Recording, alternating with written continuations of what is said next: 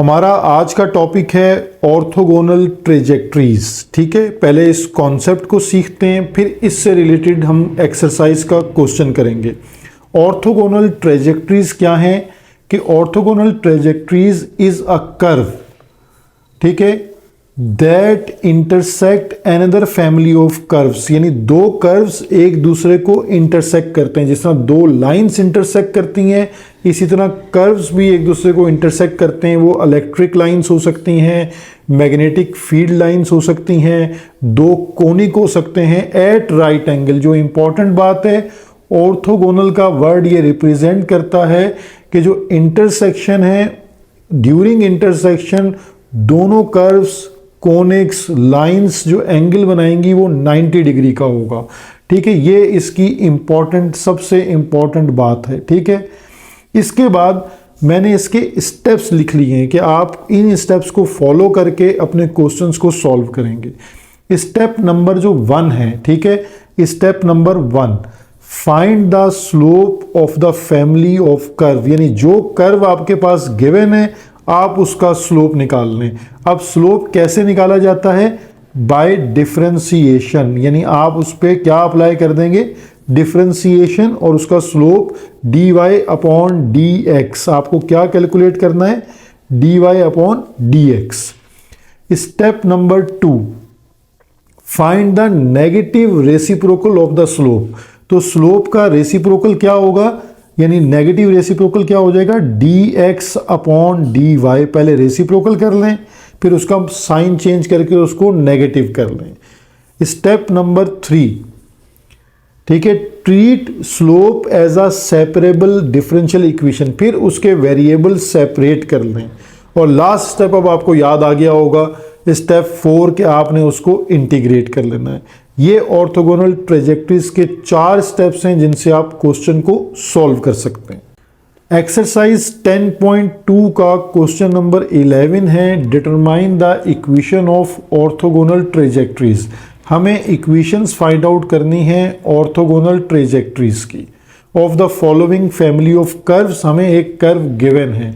ठीक है, अब आप इसका सोल्यूशन स्टार्ट इस तरह करेंगे कि ये जो गिवन कर्व है, ठीक है, इसको हम थोड़ा सा सॉल्व करते हैं कि गिवन कर्व में y equal to c x cube है। तो आपने सबसे इम्पॉर्टेंट बात यहाँ ये करनी है, यहाँ से c की वैल्यू फाइंड आउट कर लेनी है, यानी y अपॉन एक्स क्यूब। ठीक है, इसको यहीं पर आपने हाईलाइट कर लेना है। देन आपका पहला स्टेप, मैं स्टेप 1 से मतलब स्टेप के साथ इसको लेके चलता हूँ। स्टेप 1 में आपने स्लोप को फाइंड आउट करना है, स्लोप ऑफ कर्व।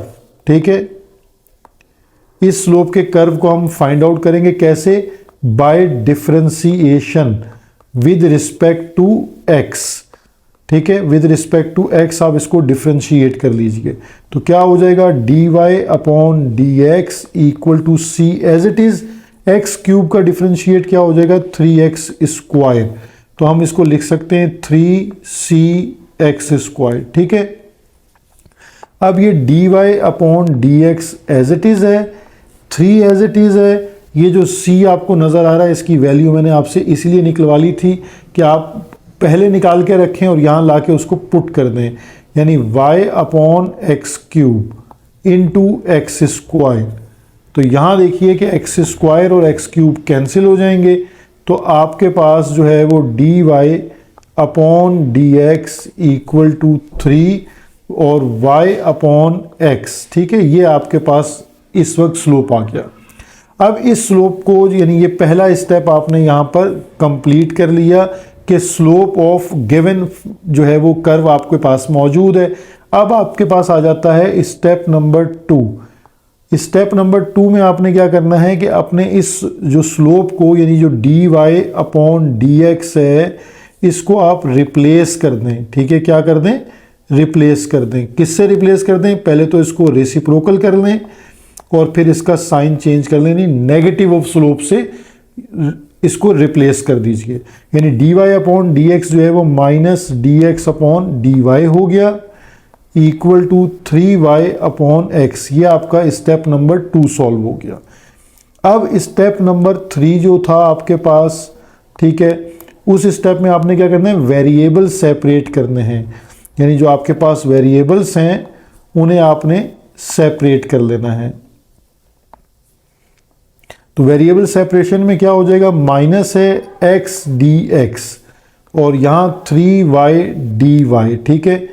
अब आप इसको इस तरह लिख लीजिए, क्योंकि y को हम हमेशा लेफ्ट साइड पे लिखते हैं, तो 3y dy equal to minus x d x, ठीक है। अब लास्ट स्टेप पे आप आ गए, स्टेप नंबर 4, इंटीग्रेट। अब आपके पास इंटीग्रेट हो जाएगा बोथ साइड, दोनों साइड पर आप इसको इंटीग्रेट कर लीजिए। तो दोनों साइड पे इंटीग्रेट करेंगे तो यहाँ 3 बाहर आ जाएगा इंटीग्रेशन से, y dy, और यहाँ minus sine as it is और x dx, ठीक है। तो इंटीग्रेशन यहाँ तो बहुत आसान वाला रूल अप्लाई हो रहा है, जस्ट y का क्या हो जाएगा, y square upon 2 equal to minus x square upon 2। अब यहाँ आप प्लस कांस्टेंट यूज कर लेंगे c, ठीक है। नेक्स्ट ये हो जाएगा 3y स्क्वायर अपॉन 2, और ये जो हमारे पास x की टर्म है इस टर्म को भी हम शिफ्ट कर लेते हैं लेफ्ट साइड पे, plus x square upon 2 equal to c, ठीक है। अब हमारे पास लेफ्ट साइड पर एलसीएम आता है, तो 3y square plus x square equal to c। अब आपके पास यहाँ 2 मल्टीप्लाई हो जाएगा c से, यानी कांस्टेंट से मल्टीप्लाई हो जाएगा, ठीक है। अब अगर आप में से कुछ स्टूडेंट इसको यहीं एंड करना चाहते हैं तो ये यहाँ एंड हो जाता है क्वेश्चन, ठीक है। लेकिन अगर आप बुक को देखते हैं तो उन्होंने इस कांस्टेंट को एक और कांस्टेंट k से रिप्लेस कर देते हैं फिर, ठीक है, यानी k इक्वल टू 2c, ताकि कांस्टेंट एक सिंगल हालत में नज़र आ रहा हो आपके पास, ठीक है। तो यानी आपके पास ये बन जाएगा 3y square plus x square equal to k। तो ये हमारी रिक्वायर्ड इक्वेशन आ गई, इसको हम अपनी रिक्वायर्ड इक्वेशन कहते हैं, ठीक है। तो होपफुली स्टेप्स के साथ आपको क्वेश्चन अच्छे से क्लियर हो गया होगा। क्वेश्चन नंबर 11 का पार्ट बी सॉल्व करते हैं, ठीक है। बिल्कुल आपने उसी तरह स्टेप्स को 1 बाय 1 जो हमने पार्ट ए में लिया है उसको जहन में रखें, ठीक है। गिवन आपके पास जो इक्वेशन है, ठीक है, कर्व की इक्वेशन है, गिवन इक्वेशन, ठीक है, ऑफ कर्व। तो आप इसको इस तरह पूरी हेडिंग बना के लिख लीजिए कि एक्स वाई इक्वल टू सी।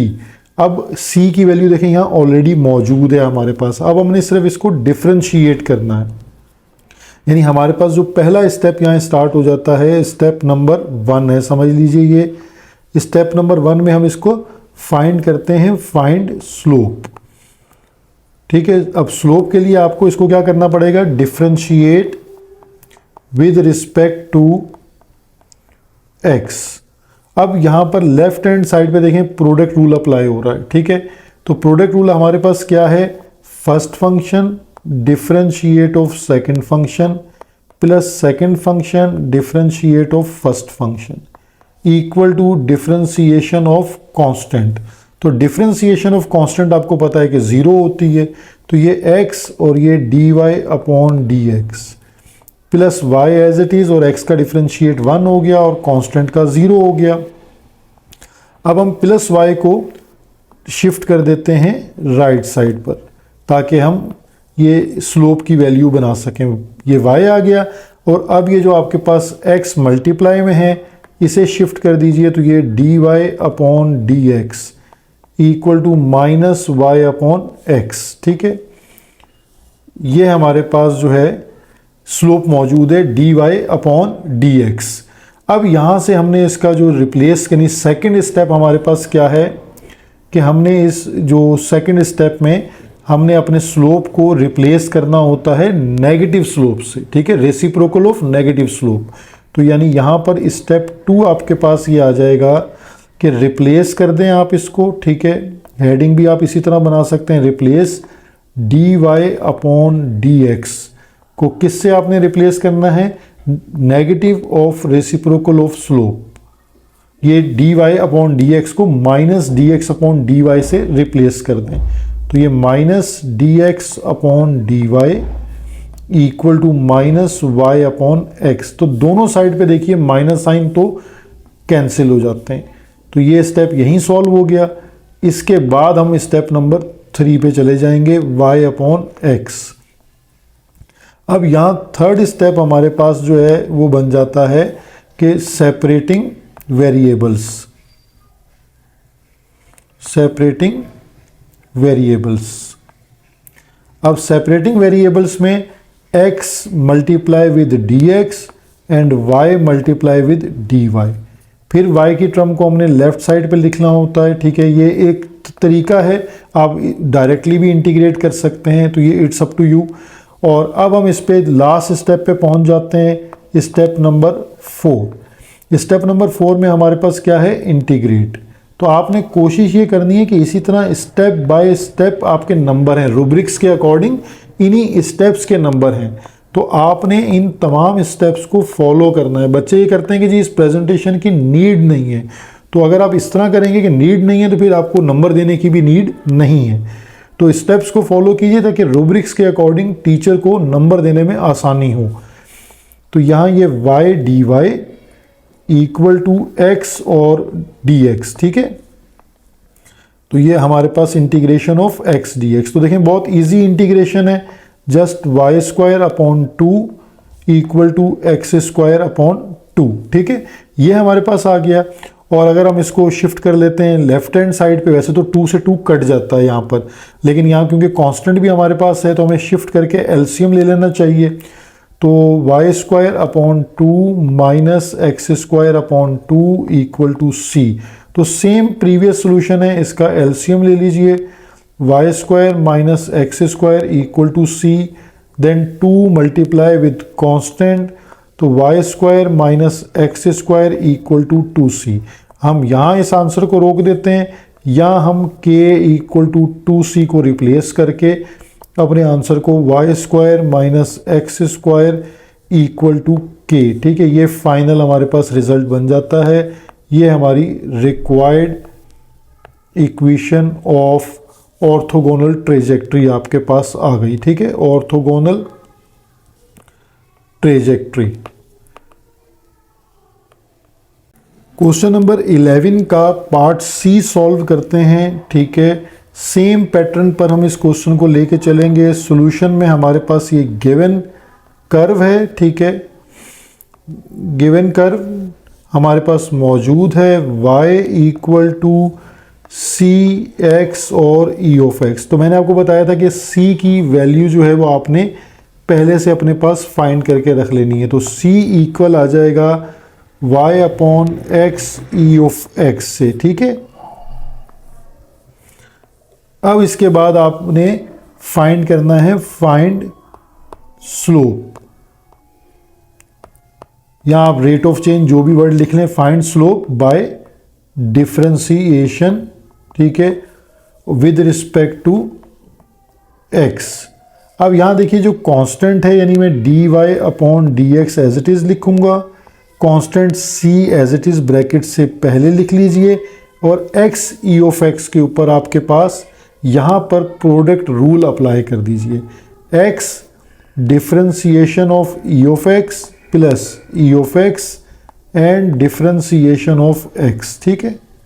तो ये होपफुली आपको प्रोडक्ट रूल, यहाँ हमने इसका प्रोडक्ट रूल अप्लाई कर दिया है, ठीक है, बाय ऑफ डिफरेंशिएशन। तो ये अब आपके पास जो स्टेप है वो है dy upon dx equal to c, और यहाँ x as it is e of x का इंटीग्रेट और डिफरेंशिएशन दोनों सेम रहते हैं, तो ये e ऑफ x ही रहेगा, प्लस e ऑफ x और x का डिफरेंशिएट होता है 1।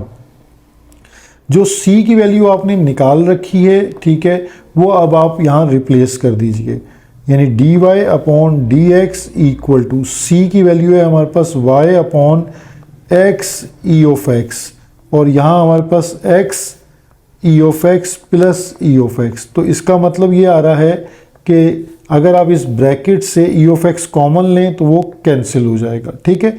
तो हम इसको मज़ीद सॉल्व करते हैं। ये हमारा स्टेप नंबर 1 सॉल्व हो रहा है, y x e of x।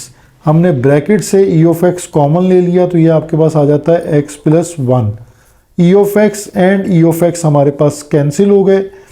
तो ये हमने dy upon d x equal to y into x plus one divided by x, ठीक है। ये हमारे पास स्लोप, ये हमने स्लोप फाइंड आउट कर लिया, ठीक है। ये आपका ये स्टेप कंप्लीट हो गया।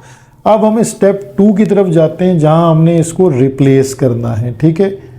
Replace dy upon d x. अब आपको रिप्लेस किससे करना है? नेगेटिव ऑफ स्लोप से, यानी negative and reciprocal of slope. तो यहां minus d x upon d y, ये मेन कंडीशन है आपके पास ट्रेजेक्ट्री की, ठीक है। इस कंडीशन को अच्छे से जहन में रखें। अब जब हम रिप्लेस कर देंगे तो ये हमारे पास बन जाएगा minus d x upon d y equal to y x plus one upon x, ठीक। यहां से स्टेप आता है सेपरेटिंग वेरिएबल्स। तो सेपरेटिंग वेरिएबल्स में अब आप देख लेते हैं कि किस तरह इसको शिफ्ट करना है। x की टर्म्स को यानी हम जो शिफ्ट कर लेते हैं यहाँ dx की तरफ, तो ये x और divided by x plus one, ठीक है। ये हमारे पास टर्म यहाँ शिफ्ट होगी रेसिप्रोकल होके, और ये y और dy यहाँ पर आ गया, ठीक है। तो अब हमने इसको जो है वो इंटीग्रेट करना है। अब आपको इंटीग्रेट का जो मेथड है वो सीखना है कि आप इसको कैसे इंटीग्रेट कर सकते हैं, ठीक है। अब मैं इसके लिए भी आप जब तक सोचें, मैं जब तक साइन ऑफ इंटीग्रेशन अप्लाई कर रहा हूँ, यानी यहाँ हमारे पास स्टेप आ जाएगा इंटीग्रेटिंग का, इंटीग्रेटिंग बोथ साइड, ठीक है। यहाँ इंटीग्रेशन में आपके पास minus sine as it is, यहाँ x है और x plus one as it is dx, ठीक है, equal to integration of y dy। अब मैंने आपको बताया है कि आप y वाली टर्म को स्टार्ट में ही लेफ्ट पे लिख लिया करें। तो यहाँ इसको y dy हमने एज इट इज़ लिख लिया, माइनस इंटीग्रेशन। देखिए यहाँ पर मैं इस x और x प्लस वन के साथ मुझे क्या वर्किंग करनी है, ये अब आप थोड़ा सा सोचिए। मैं आपको एक हिंट के तौर पे बता रहा हूँ कि अगर आपके पास ऐसा केस आ गया है कि डिनो x और divide by x plus one है या x प्लस टू होता, ठीक है, हम न्यूमिनेटर में ये टर्म बना सकते हैं अगर, ठीक है। यानी अगर हम ये टर्म न्यूमिनेटर में बना सकते हैं तो हम ये ट्राई करते हैं कि इसको न्यूमिनेटर में बना लें। कैसे? अगर x में मैं इस तरह प्लस वन और माइनस वन लिखूँ, ठीक है, माइनस वन, ठीक है, प्लस वन और माइनस वन, यानी प्लस वन ऐड कर दूं और मैंने ऐड एंड सब्ट्रैक्ट वन, और x plus one denominator same है, और अब एलसीएम ब्रेक कर दूं तो आप इसको इजीली इंटीग्रेट कर पाएंगे। यानी ऐसे कर लेंगे कि x प्लस वन को मैं एक टर्म कंसीडर करता हूं, यानी x plus one divided bye x plus one, ठीक है, और minus one upon x plus one, इस तरह इसका एलसीएम ब्रेक कर लेता हूँ। इसके बाद इंटीग्रेशन को स्प्लिट करूँगा और देन इंटीग्रेट करूँगा यहाँ पर y dy as it is minus x plus one divided by x plus one, ठीक है। ये dx के साथ अलग हो गया, माइनस और माइनस साइन प्लस हो जाएंगे, और one upon x plus one और dx को अलग कर दिया। यहाँ देखिए x और x प्लस वन कैंसिल हो गए। अब आप इंटीग्रेट कीजिए तो क्या हो जाएगा, y square upon two minus dx का इंटीग्रेट होता है x, और ये जो आपके पास लास्ट कंडीशन बन जाती है ये ln x की कंडीशन बन गई, क्योंकि जो फंक्शन नीचे है उसका एग्जैक्ट डेरिवेटिव ऊपर है। तो यानी ln x प्लस वन, और यहाँ हमारे पास क्या आ जाएगा, कांस्टेंट c आ जाएगा, ठीक है। अब वो ये कांस्टेंट ऑफ इंटीग्रेशन है, ये स्टार्टिंग वाला c नहीं है, इसलिए भी इसको k से रिप्लेस करने की एक वजह ये भी है कि बच्चे यहाँ पर ये कंफ्यूज ना हो कि पता चले उस c की वैल्यू लाके यहाँ पर पुट कर दें। तो ऐसा करने की यहाँ पर ज़रूरत नहीं है। अब देखें इसको हम या c की जगह अगर k से रिप्लेस कर दें और ln k लिख लें, क्योंकि हमारे पास यहाँ पर पहला फंक्शन ln में आ रहा है। तो अगर हम उसको ln जो है वो इसको इस तरह रिप्लेस कर लेते हैं, यानी आप इसको इस स्टेप को एक दफ़ा और इसका अंडरस्टैंड कीजिए। टू माइनस एक्स को हम शिफ्ट करते हैं लेफ्ट साइड पर, तो ये हो जाएगा प्लस एक्स, इक्वल टू, और जहाँ ये ln x प्लस 1 है क्योंकि इसको उस c से डिफ्रेंशिएट करना है जो स्टार्टिंग में c है और ये कांस्टेंट ऑफ इंटीग्रेशन है, तो यहाँ पर इसको मैं ln k लिख लेता हूँ, ठीक है। इस कांस्टेंट को ln k कर दिया ताकि ln की प्रॉपर्टी अप्लाई कर सकूं इन दोनों ln's के ऊपर। अब आप इसको इस तरह लिख लीजिए y square upon 2 plus x equal to ln k multiply with x plus 1, ठीक है। ये हमने उसके ऊपर प्रॉपर्टी अप्लाई कर दी। अब अगर हम चाहें तो इसका एलसीएम भी ले सकते हैं और इसको एज इट इज़ भी यहाँ तक रोक कर ये इसका आंसर हो सकता है, ठीक है। तो ये इसकी रिक्वायर्ड इक्वेशन ऑफ ट्रेजेक्ट्री आ गई। क्वेश्चन नंबर 11 का पार्ट डी अब हम सॉल्व करते हैं, ठीक है। यहाँ हमारे पास जो गिवन इक्वेशन है वो है y square equal to x square plus c, ठीक है। आप c की वैल्यू निकाल लें, अगर ज़रूरत पड़ेगी तो हम उसको पुट करेंगे। ये c और कांस्टेंट ऑफ इंटीग्रेशन का c अलग अलग रखने के लिए हम वहाँ लास्ट में k कर देते हैं इसको, ठीक है। तो ये बार बार बात मैंने रिपीट कर दी है ताकि कोई गलती ना हो। ये हमने c की वैल्यू भी लिख ली। अब हमारा काम यह है कि हम इसको डिफ्रेंशिएट कर दें, differentiate with respect to x। तो ये देखें ये डिफरेंशिएट क्या हो जाएगा 2y, और y का डिफरेंशिएट होता है dy upon dx। X square का डिफरेंशिएट 2x और c यानी कांस्टेंट का इंटीग्रेशन होता है 0।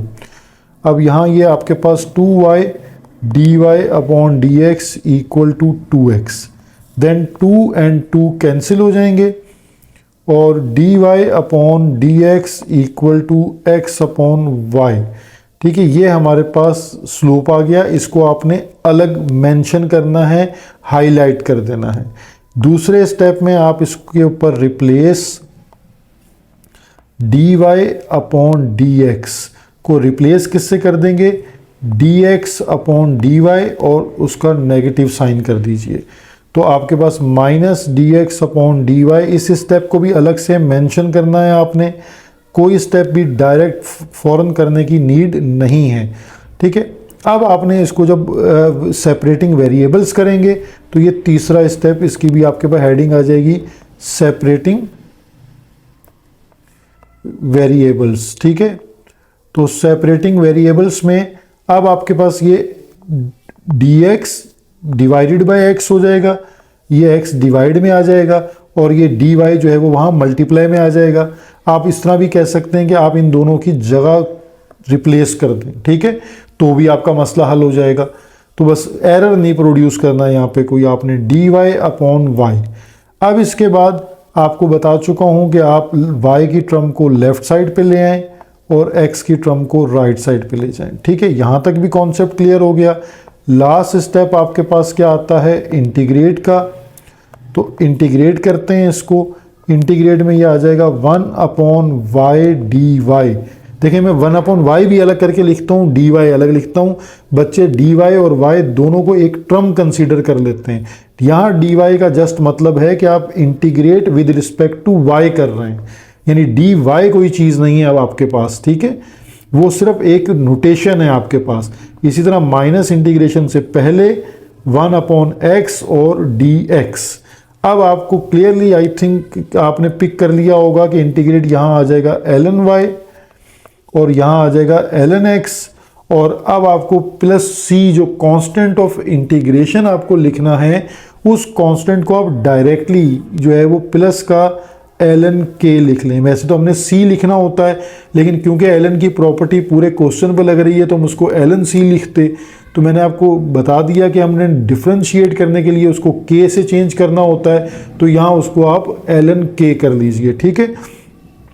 अब आपके पास यहाँ इसको आप इस एक स्टेप इसका और कर सकते हैं कि ये ln k minus ln x कर लीजिए इस तरह। तो देन आपके पास यहाँ ln की प्रॉपर्टी अप्लाई हो जाएगी कि यहाँ पर इसको हम रेशो में लिख सकते हैं, ठीक है, क्योंकि माइनस साइन है। तो ln k अपॉन x, ठीक है।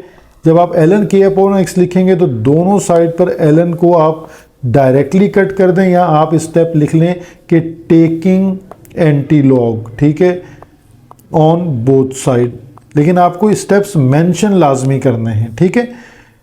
अब आपके पास ये y इक्वल टू के अपॉन एक्स रह जाता है, तो इन दोनों को अगर हम मल्टीप्लाई करते हैं तो एक्स वाई इक्वल टू के is the required equation of trajectory. तो ये हमारे पास इसका आंसर बनता है। होपफुली आपको step to step complete solution understand हो गया होगा। आपकी फीडबैक का इंतज़ार रहेगा। अब ये चैप्टर कंप्लीट है तो इस चैप्टर की ओवरऑल एक फीडबैक भी आप लाजमी दीजिए कि आपको तमाम कॉन्सेप्ट जो हैं वो अच्छे से क्लियर हुए हैं और आप क्वेश्चन को खुद करने के काबिल हो गए हैं या नहीं। ये असल चीज़ है कि आप क्वेश्चन को पिक कर रहे हैं, क्वेश्चन को समझ पा रहे हैं और उसके सोल्यूशन के स्टेप्स आपको क्लियर हो रहे हैं, ठीक है। Thank you.